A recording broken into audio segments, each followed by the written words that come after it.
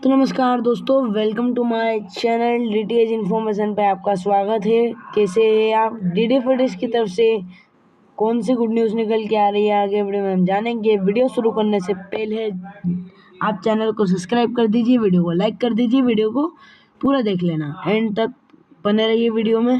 DD Fortis की तरफ से सातवीं सत्या सीरियल की एक गुड न्यूज़ निकल के आ रही है कि जल्द ही आपको ये स्टार सब पर देखने के लिए मिल सकता है।